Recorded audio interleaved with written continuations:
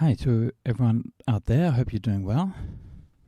I'm Bhante Sujato, and I'm coming to you from the end of the world. So I thought that this morning I would do another recording talking about the Keeling Curve. The last of these little audio talks that I did, I talked about cryptocurrency, which is something that I loathe.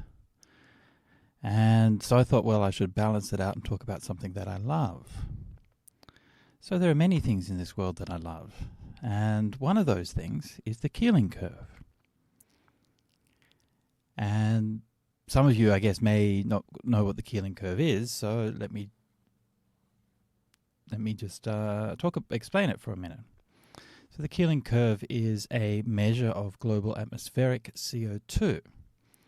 And it's made at the Mauna Loa Observatory on Hawaii. It started in 1958.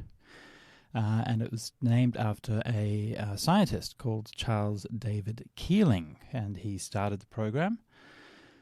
And it's been going up until the present day. So from 1958 until today, we have very accurate and reliable and direct measurement of atmospheric CO2 at the Mauna Loa Observatory.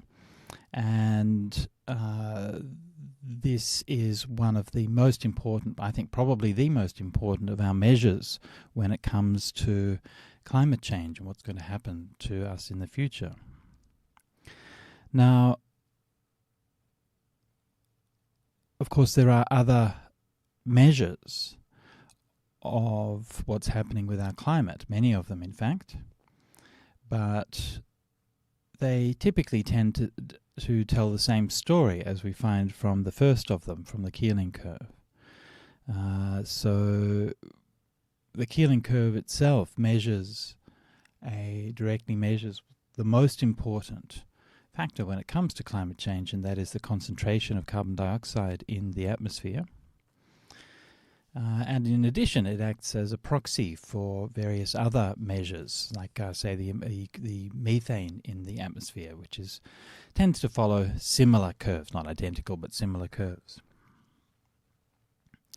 So the Keeling Curve just kind of sits there. And the thing about the Keeling Curve is that it just goes up. And from 1958 till today, it keeps going up. Up and up and up. And the up means more CO2 in the atmosphere. More CO2 in the atmosphere means more trapping of solar energy. More trapping of solar energy means more global warming. More global warming means a step closer to whatever it is that global warming is going to bring us. Call it apocalypse, call it Armageddon, call it the end of the world. You choose. Call it an economic opportunity if you like. But whatever that future is, the Keeling Curve is mapping out our approach to it.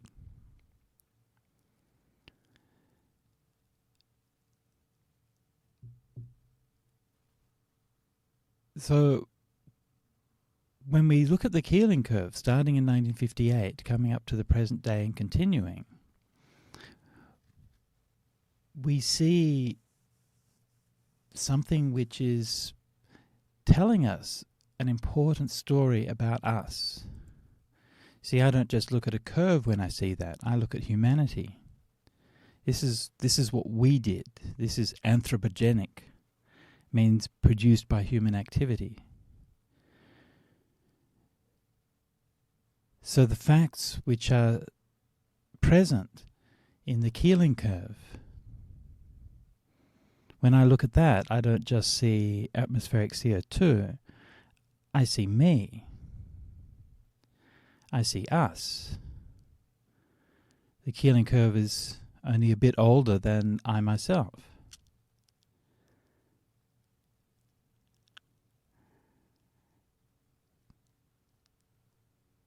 So a little bit of background as to why the Keeling Curve is there. Of course, global atmospheric CO2 has been changing all over time, and a certain proportion of CO2 is a natural part of our atmosphere, in fact an essential part of our atmosphere. CO2 itself is a simple and fairly innocuous compound, colourless and odourless gas, made of two of the most common elements on the Earth's surface. Historically, it was present in rates in near historical time, geologically anyway. It was present at rates of around 280 parts per million or so. So if we look back to the time of the Buddha, for example, around 400 before the Common Era, about 2,500 years ago, during the life of the Buddha, then global atmospheric CO2 would be roughly 278 parts per million. Now, when scientists calculate these figures, they obviously don't have access to direct measurements as we do with the Keeling Curve. So it's inferred, and obviously is not as precise as it is if we can measure it directly. But that doesn't mean it's inaccurate. It just means there's a greater margin for error, that's all. So we still know with a fair degree of confidence roughly what the global atmospheric CO2 would have been at that time, around 278 parts per million. Now, already at that point, there was a long history of the change and alteration of the environment at human hands. There had been a lot of agriculture had spread across a large portion of the world by that point, and that was making changes to local environments. And we can see that there's recently been measured, actually even much before that, back to I think 150,000 years BC, something like that. And I think, again, I may be incorrect, but I think Neanderthals were changing the local environment through their activities.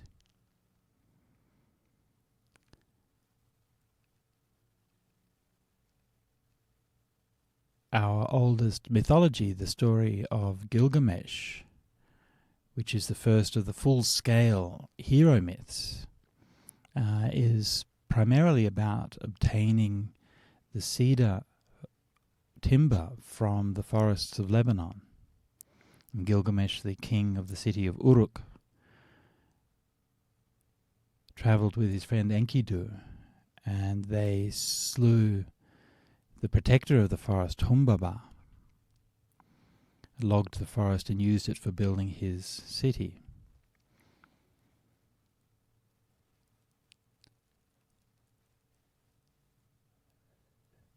The woods of the cedars of Lebanon were a beautiful and extremely powerful, long-lived timber.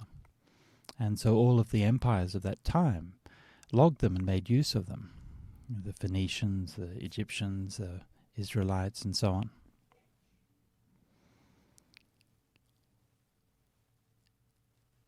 Astonishing how long-lived they are. In fact, they did a repairs on a mosque, and I'm just referring to my memory here, so don't quote me on the details. A mosque, and the the roof timbers were made of these cedar, and the mosque was about 900 years old. And they thought that was an astonishing age for the roof timbers to be still good. But when they tested it, they realized that the timbers were already recycled when the mosque was built in the first place 900 years ago, and that in fact the timbers were a couple of thousand years old. I think even longer, actually. I think they were like 3,000 years old or something. So anyway, this cedar was an amazing timber for building and so on. The emperor, one of the Roman emperors, I think Hadrian, tried to limit or ban the logging of cedar because he could already see the Emperor Hadrian could already see the damage that was being done.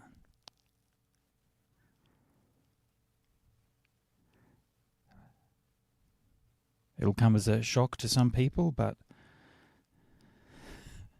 perhaps not. But the people who finally finished off the cedar forest were the English, who logged a lot of it during the First World War and left only a few stands. They're trying to regrow them, but almost all of the cedar forests have gone.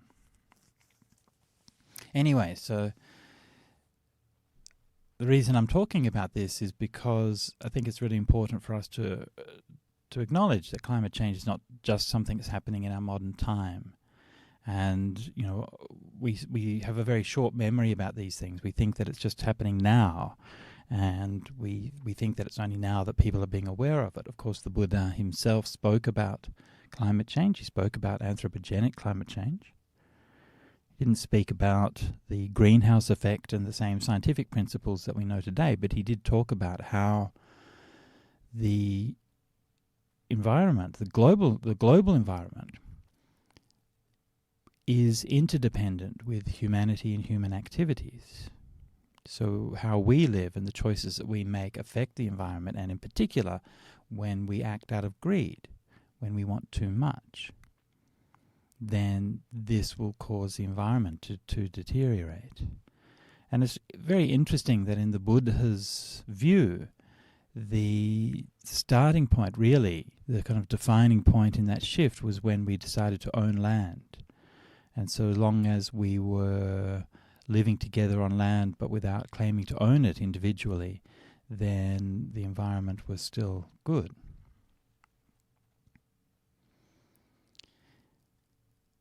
So modern day climate change and modern day rise in global atmospheric CO2 is driven by the Industrial Revolution, based on the principles of Isaac Newton, who put science onto a very precise and powerful footing. Shortly after the time of Newton, in 1712, we had the first successful steam engine by Thomas Newcomen.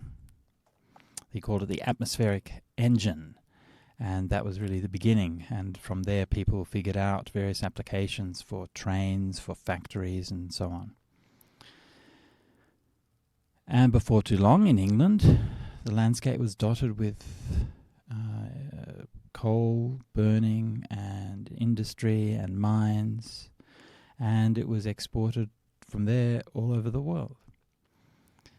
People, of course, began to notice the harmful effects of the pollution, and as the understanding of physics became more precise, people began to wonder about the long-term effects of all of these burning of coal.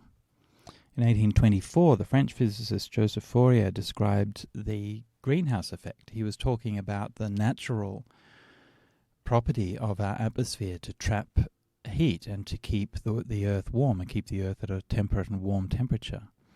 So when you understand the greenhouse effect, then you understand why it is that we have a generally pleasant climate, which has allowed life and us to thrive.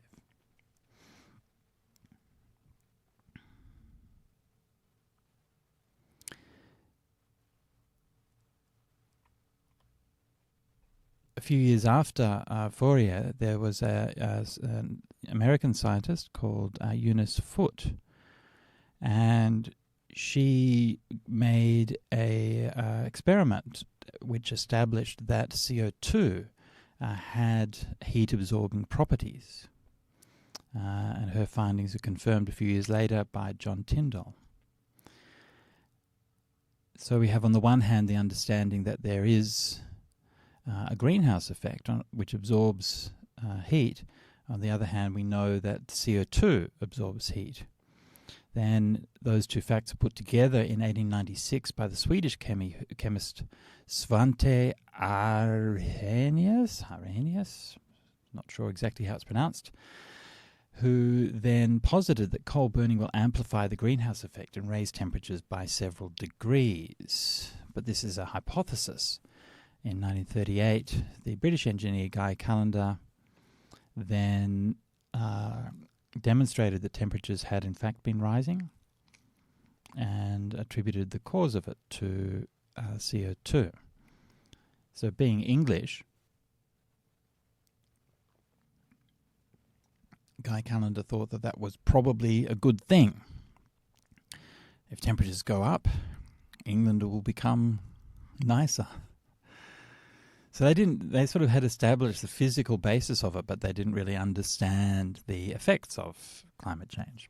Anyway, so because of all of this background in science, then Charles Keeling was able to get the funding and to be able to secure the long-term measurement of atmospheric CO2. So they still weren't like fully aware of the effects and hadn't sort of modelled the effects of it with the precision that they have today.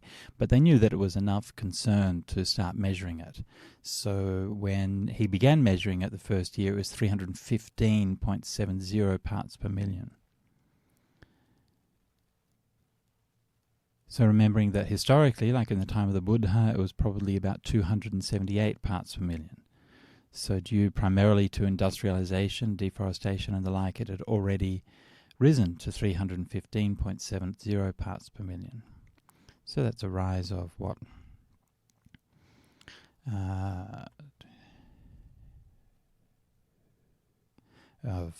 37 parts per million, something like that, over a period of a couple of 1,000 years. And since then, it's risen, in the last 50 years, it's then risen another 100 parts per million. So from then on, the rise of global atmospheric CO2 is so inexorable that we can use it for dates if we like. So, for example, we could say that in 1965, or 320 parts per million, there was a report to the President of the United States by his Science Advisory Committee, which warned throughout his, and I quote, "Throughout his worldwide industrial civilization, man is unwittingly conducting a vast geophysical experiment. Within a few generations, he is burning the fossil fuels that slowly accumulated in the earth over the past 500 million years." In 1981, or 340 parts per million, there was a secret report sent to the Australian Prime Minister, Malcolm Fraser, warning of the threat of climate change and especially emphasising the threat to our coal revenues. Always focusing on the important things.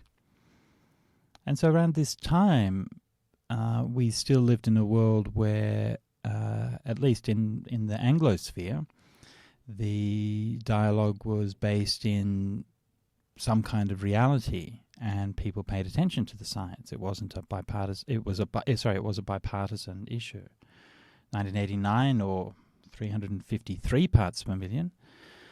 Margaret Thatcher, the UK Prime Minister, called for a global treaty on climate change, warning the UN that change in the future is likely to be more fundamental and more widespread than anything we have known hitherto. Margaret Thatcher, of course, famously a conservative leader. It's hard to imagine a conservative leader in the Anglosphere saying something like that today. So on and on it goes, and we can map it through the Earth Summit in Rio in 1992, or 356 parts per million, the first COP meeting in 1996, or 361 parts per million.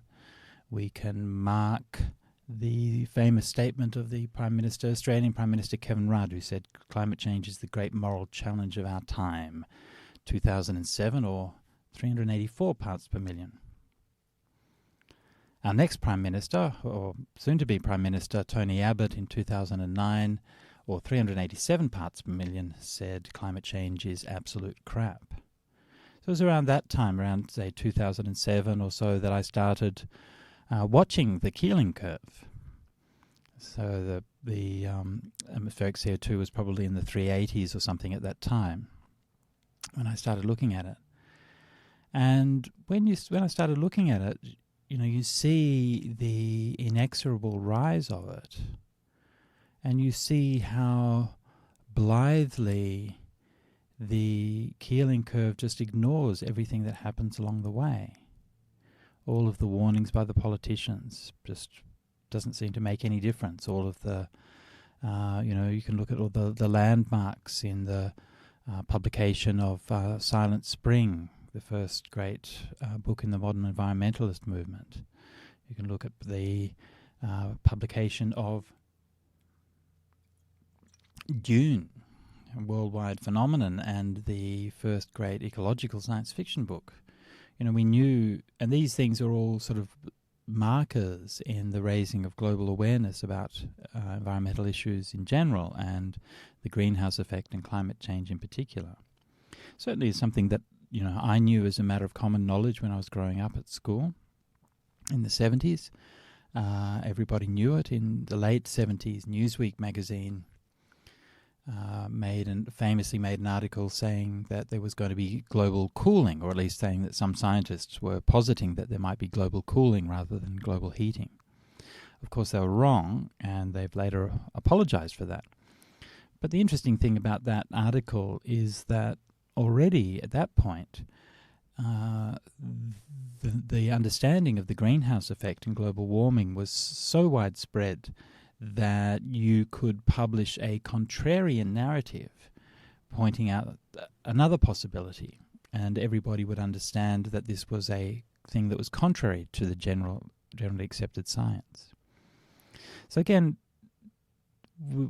I think this kind of historical perspective is really useful because we know that this is not something that is just the last year, the last couple of years, the last few years. It's not something that is just coming to our awareness. It's something that, I'm in my 50s. It's something that I've lived with my entire life. And there has been knowledge of it and understanding of it going back much more deeply. And I'm sure if we were to look through, various kinds of sacred knowledge and ancient knowledge, we would find a lot more understanding of climate change.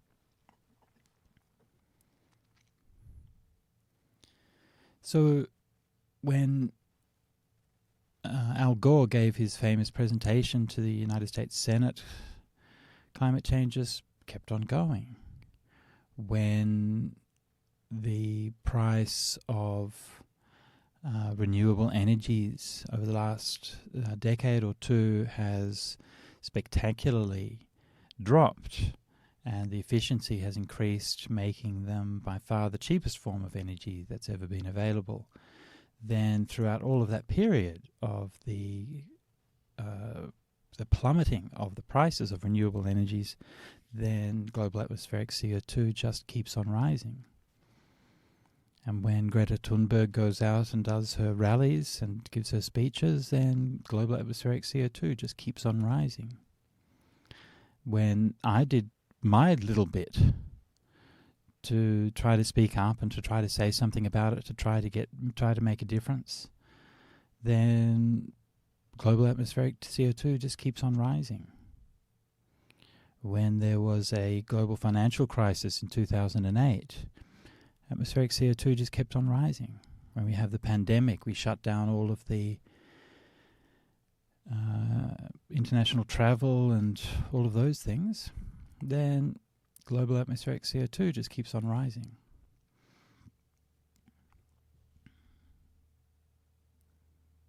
It has this, and so this is one of the this is why I love it. I love it because it's safe, it's predictable, it's reassuring. It's not reassuring in terms of like the existence of life on Earth or human civilization. In those respects, it's of course terrifying. But it's reassuring in the sense of the fact that we have that measurement, the fact that we have a certain precision, the fact that we can, throughout all of these things, we can still go out there and measure atmospheric CO2 every day. And to be honest, I'm not really sure how it's done, but obviously there must be people, scientists who are working there at Mauna Loa, and they measure it and log it the daily measurements, so I'm speaking today on December 20th in 2021. The most recent measurement that's published is from December 18, and it's 416.41 parts per million. Now when I say the curve keeps on going inexorably up, on the short term it doesn't. The daily reading will vary somewhat, and there's a seasonal cycle that it goes up and down. But if we allow for that seasonal cycle, then it basically just keeps on going up. Not only does it keep on going up, but it keeps on going up at an accelerating rate. So it's rising faster than ever now. Not a lot, right? It's not accelerating a lot, but it's gently accelerating.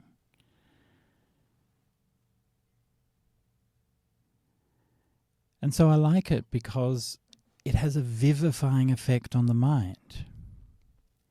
It's bracing.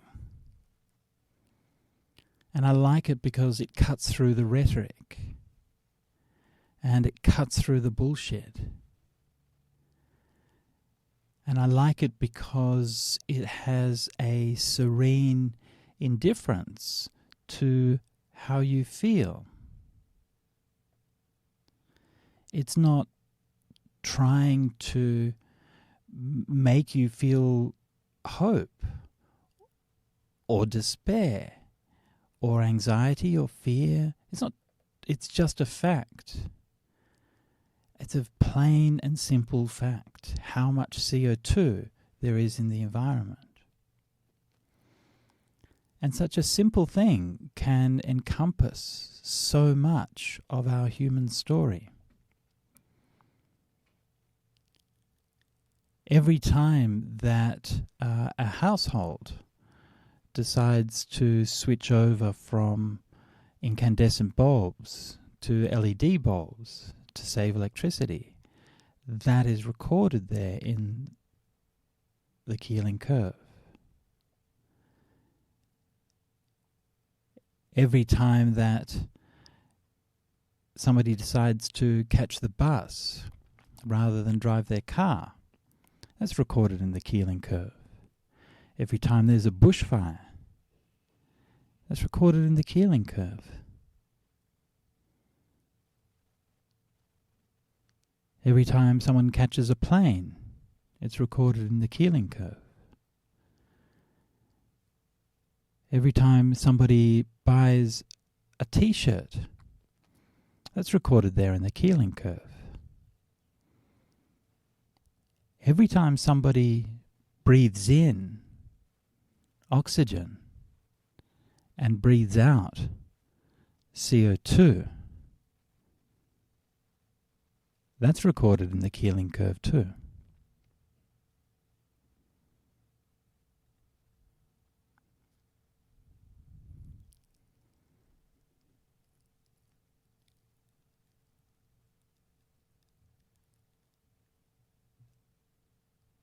So when we hear people telling us things are changing, now people are so much more aware than they were in the past. Now the discussion around climate change is really changing. When people tell you these things, when people tell you that the emissions are falling, when people tell you that there's international cooperation, when people tell you that there's a pledge to avert deforestation, when people tell you that in China they're closing down coal mines, or if they tell you that the amount of renewable vehicles on the road is increasing. When people say these things, remind yourself about the Keeling Curve. And remind yourself that all of those things are already recorded in the Keeling Curve.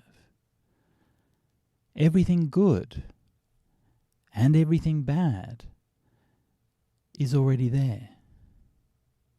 Every tree that's chopped down is recorded there.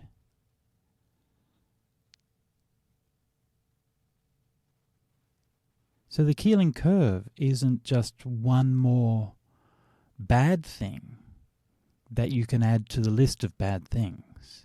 The Keeling Curve is the summation of all the good things and all the bad things. It always reminds me of one of my favorite lines in Buddhist history. And it's in the Mahavamsa, the life of one of the great Buddhist kings in Sri Lanka. I think it maybe is Mahasena. I really should look up these details sometime. And at the end of his life, it said, and having done much good and much evil, he passed on to fare according to his karma.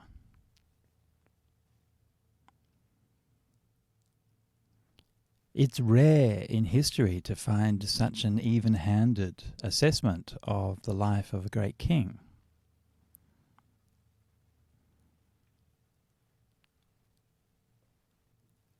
And it reminds me very much of how the Keeling Curve works. Affected by many good things and many bad things, the Keeling Curve just fares on, sails on, blithely indifferent. So for me, facts have a reassuring quality. They bring me down to earth. They remind me of a simple reality. And I've always found that the older I get, and I don't know if I'm getting wiser or just getting less tolerant, could be a bit of both. But as I get older, I find myself less interested in hypotheses and speculation. I've seen so many come and go. And I've heard so many people reassuring me that things are about to change. Things are changing. Things have changed. That things are getting better. And then I look at the Keeling Curve. All those things that they say are getting better, they're already there in the Keeling Curve. And so the Keeling Curve is looking after me. It's my friend. It's helping me to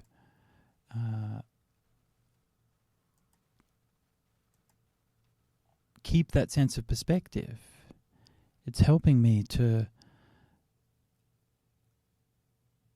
find my way through the thicket of views and the thicket of opinions. And it's something that it's not going to be, it's not easy necessarily, because you have to,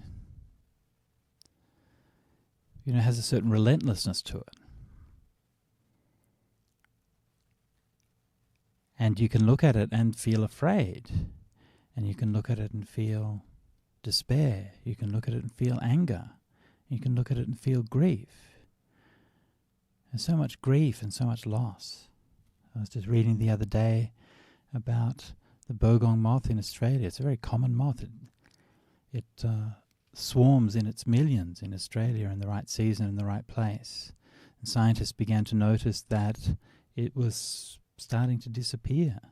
They didn't see so many as they were, and they thought maybe 40%, 60% of the Bogong moths had disappeared.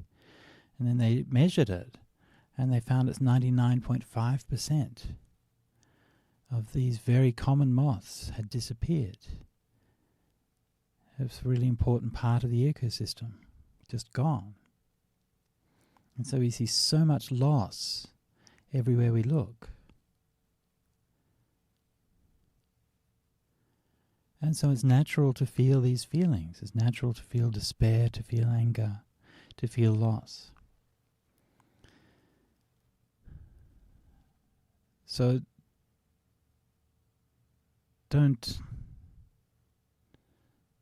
worry if you're feeling these things. It's okay. It's normal.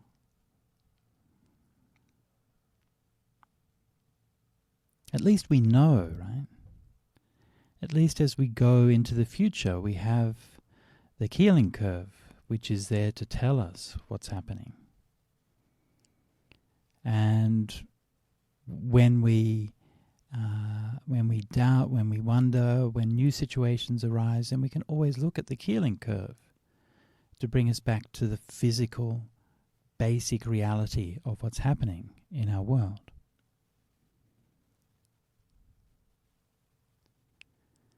Now, perhaps it's the case that we are making the changes that we need, and the various emissions reductions and various other kinds of things that are happening are going to change this imminently. Maybe we're going to see the Keeling Curve flatten out, and we're going to see it drop.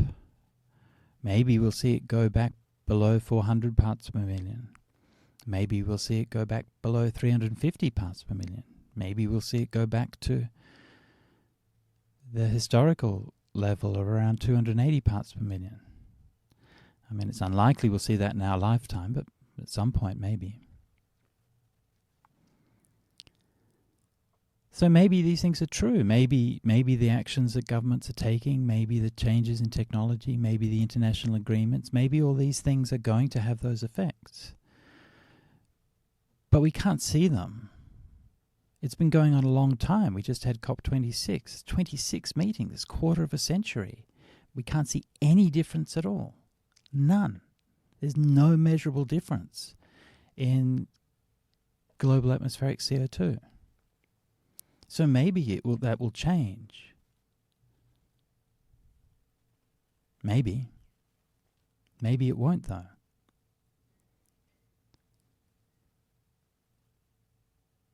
So what kind of people are we? What kind of creatures are we that would do this to our world?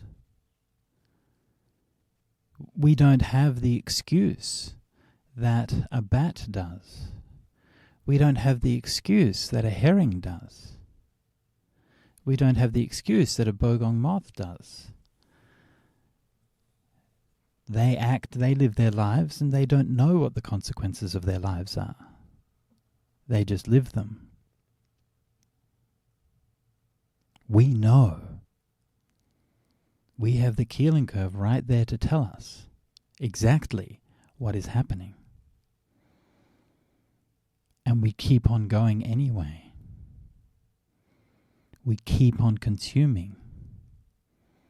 We keep on buying. We keep on traveling. We keep on doing all of these things. We keep on digging up the coal. We keep on extracting the oil, extracting the gas, and we keep on burning them.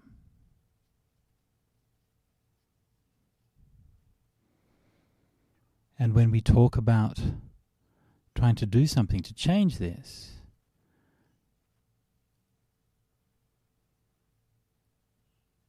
the thing that we are most concerned with is not that there is air to breathe, not that there is water to drink, not that there is land that is not on fire. What matters to us is not that the lives of our children and our children's children will be cut short because of our actions. What matters to us is not the deaths that are happening right now, the destruction, the tornadoes ripping through the south of the US just last week, the bushfires, the heat waves. What matters to us is not the anxiety, the grief, the despair. What matters to us is not that we continue doing this even though we see so many effects right now and we're just getting started. What matters to us is not envisaging a future of health and happiness and abundance for our children and our children's children. What matters to us is the economy. It's the money. And we will vote to get more money. And our governments will start policies so that the rich are happy, and implementing the obvious solution, which is to take the money away from the rich and use it to fix the problem and keep the fossil fuels in the ground. This is something that it's not who we are, I guess. I'm guessing. Maybe it is. But it doesn't seem so at this point in time anyway. So yeah, it might change. Hopefully it'll change. But we keep looking at it. It keeps on going up. And it keeps on blithely ignoring all of the things that we think are going to make a difference.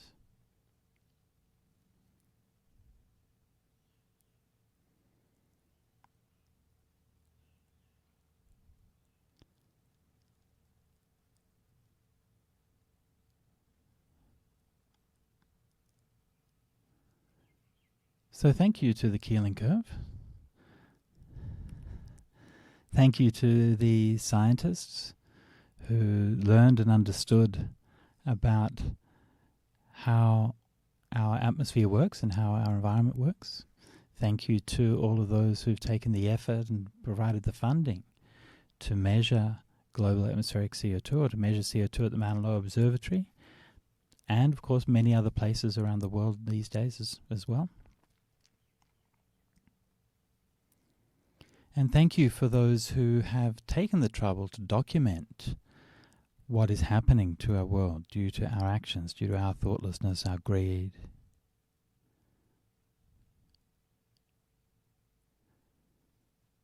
And when we think about the meaning of these and the effect of these things, the thing that we, what we expect and what we hope will happen will be that this will inform our dialogue and it will inform rational change and response so that we can do better.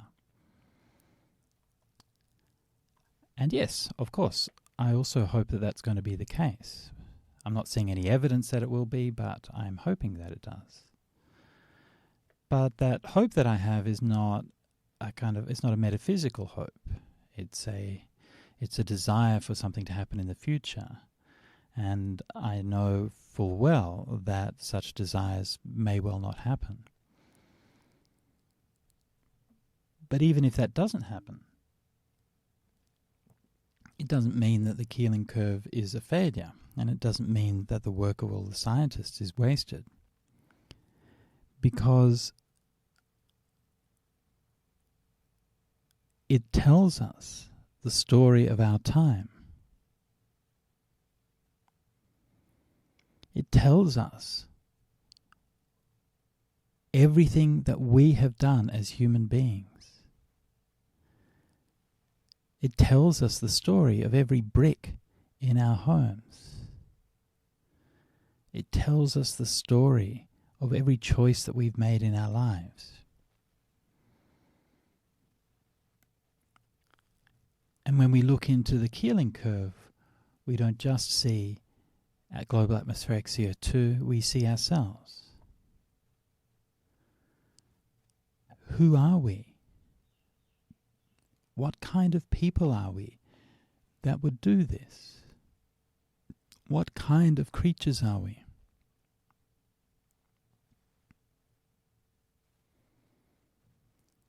And I mean, I just want to say, I don't mean that in a bad way necessarily. I mean, obviously, in a sense, yes, obviously it's bad, right? Obviously, end of the world, Armageddon, apocalypse, these things, not good, generally speaking. Death, disease, destruction, fire, pandemic, starvation, collapse, chaos, war.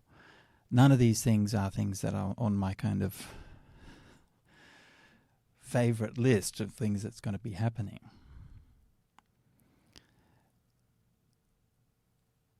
But when I look at how people are living, I don't see those things. Like the things that I see are people who want to get something to eat.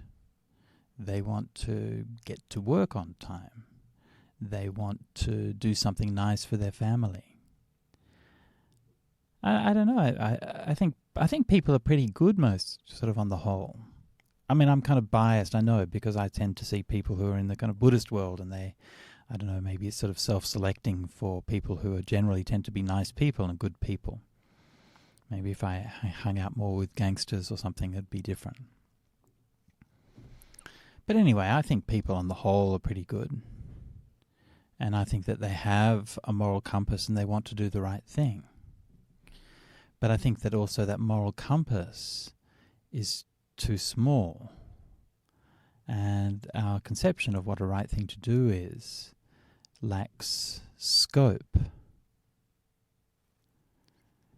And so we can live with this knowledge somehow. And we know it. And we can see it. And we compartmentalize it. We put it aside. We try not to look too hard at it. Of course, that's completely the opposite from the Buddha's point of view. The Buddha said, well, look at suffering. Dukkhaṃ is parinyeya, to be fully known. And so we look at it. The Keeling Curve, this is, what's the cause of it? Well, the cause obviously is greed. Second noble truth. Not just greed amplified by industrialization. People have always been greedy, that hasn't changed. But what's changed is our capacity to act out of that greed, digging up coal and burning it. And then that gives us the energy to power our industrial civilization. So that's changed. And our capacity to satisfy our desires has changed greatly.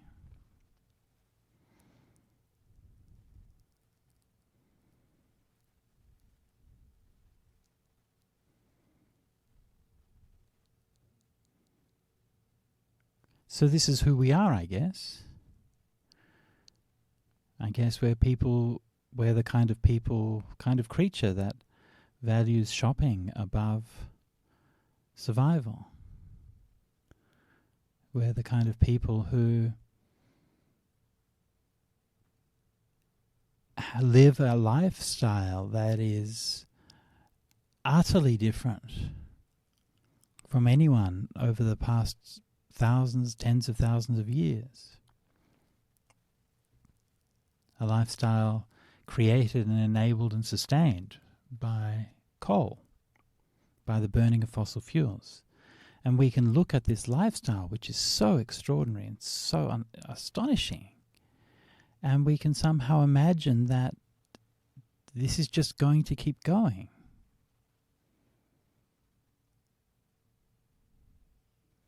How it is this year is going to be how it's going to be next year.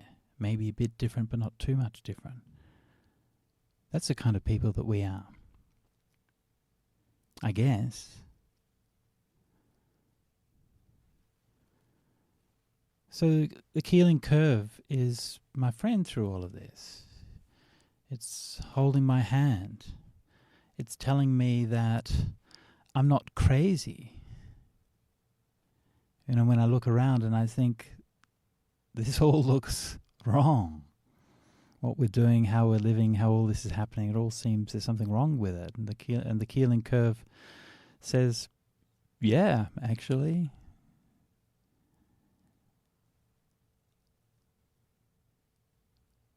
So, are we going to change this? Are my actions, recording this talk, doing the things that I do, is that going to make a difference to the Keeling Curve? Maybe. I mean, doesn't seem likely at this moment. So why do I do it? Why do we do anything?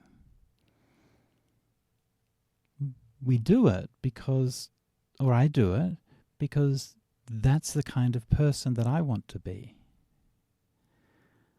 I don't want to be the kind of person who would ignore reality. I don't want to be the kind of person who would look the other way. I don't want to be the kind of person also who would do nothing about it. even if it's not enough, at least to do something about it. I want to be the kind of person who would try to do better. I don't know if that was ever going to happen, but I think that's what I try to do. That's the kind of life that I want to lead. That's the kind of choices that I want to make.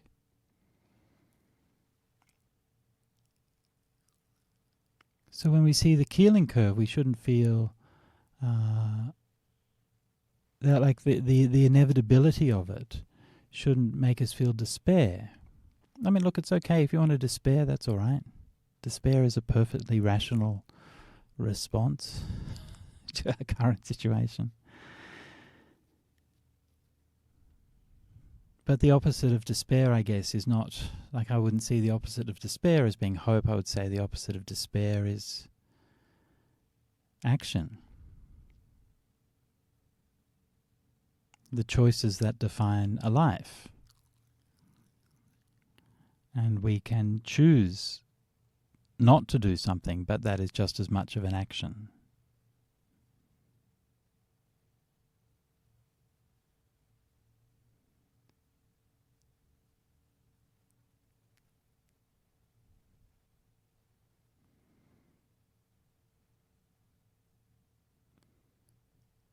So this is my little talk for you, or talk, I don't know, for you, for me, I guess, on the Keeling Curve and on the story that it's telling about human beings. Perhaps you might accept this invitation to use it as I do, as a mirror. You reflect about your own life, your own values, about how you live your life, about what kind of person that you want to be.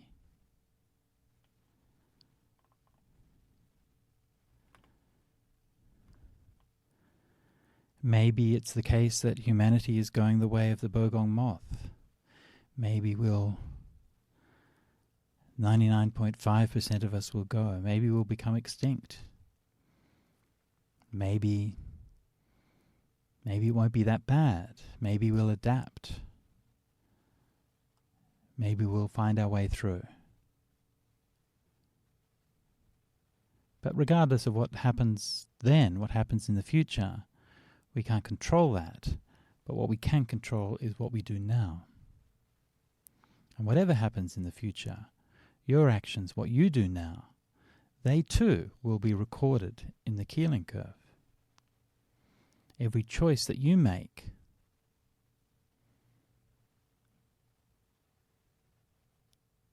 will end up in that record of humanity's breathing.